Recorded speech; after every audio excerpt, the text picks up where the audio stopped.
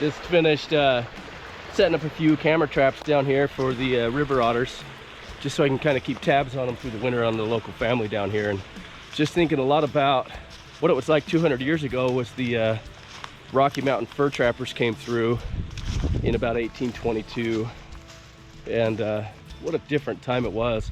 There's one gentleman in particular that we want to kind of talk about today, and he was born in just outside of Hamburg, Germany. I believe he was born in 1779 and then immigrated over he immigrated over to the United States, and I believe it was 1807. Found his way into Missouri, where he worked for the U.S. military as a records keeper for a few years. In 1822, he joined the Rocky Mountain Fur Company along with Jim Bridger and Jedediah Smith, amongst others, and they headed west that spring towards the mouth of the Yellowstone River. At that point, they split off into two different companies. This gentleman was with Jim Bridger, and he was one of the lead guys in that company, and they headed towards and dropped down in that fall of 1822 into the Bear River Valley, where they spent a lot of that fall trapping and hunting there for the pelts that they were looking for. See, over the next few years, they traveled through Wyoming, Idaho, and the northern parts of Utah, and spent a lot of that time in the Cache Valley area. And that's where Cache Valley really got its name.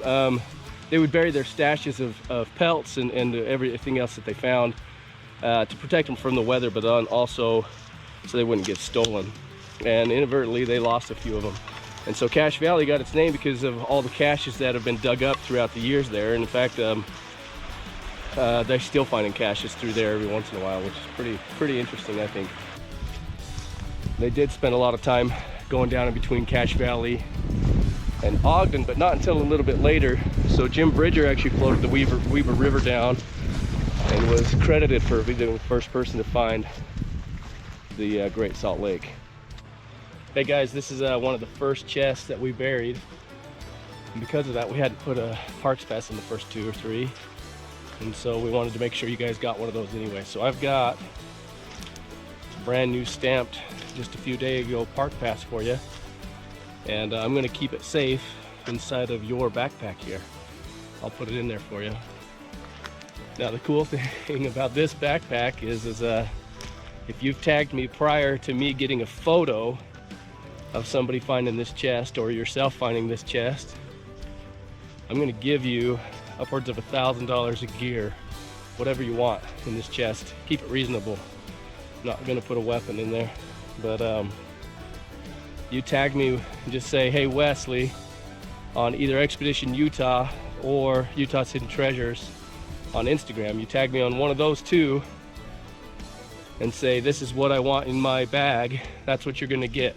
So, but just make sure you've done that prior to it being found. Cool thing is though, is I have 2 backpacks. And if somebody's tagged me saying those exact things, I will put them in the drawing, and we'll give away the other backpack full of the gear that they wanted. Make sure it's done though before the chest is found. Good luck on this one, guys. Stay warm. The weather's changing. We don't want anybody to get hurt. This poem is called The Book of Treasures, and it's out of a book that I treasure. If the Count and Pythagoras were as one, it would be easy to see how this one was done. As you look to the west, you can see this chest, but your hypotenuse runs perpendicular of east to west. No need for declination as your needle points true. Not enough info? Well, here's another clue. The study of lexicology will hold you true. Then Italian writings I have for you. Or maybe we go deeper to study our existence. It may be found in Portuguese literature, for instance.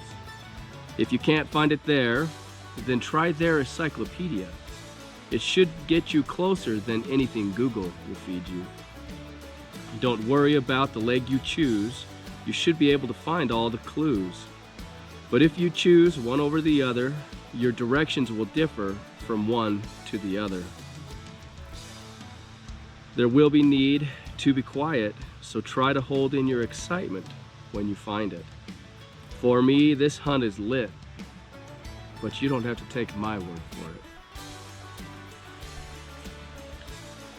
Good luck with this one. And I do want you guys to remember that there are deer hunts going on in a lot of these areas.